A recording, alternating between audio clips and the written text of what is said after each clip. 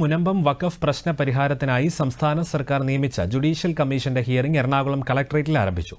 മുനമ്പം ഭൂസംരക്ഷണ സമിതി, വഖഫ് board, Farooq college എന്നീ കക്ഷികളെ പ്രതിനിധീകരിച്ച് സീനിയർ അഭിഭാഷകർ കമ്മീഷൻ മുമ്പാകെ വാദങ്ങൾ നിരത്തുകയാണ്.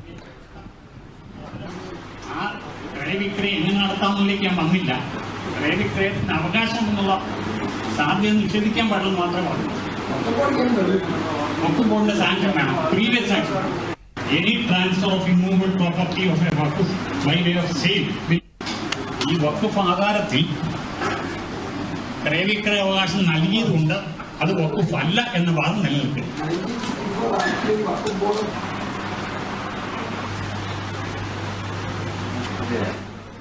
Judicial commission retired justice CN രാമചന്ദ്രനാണ് ഹിയറിംഗ് നടത്തുന്നത്. മൂന്നാമത്തെയും അവസാനത്തെയും ഹിയറിംഗ് ആണ് ഇന്ന് നടക്കുന്നത്.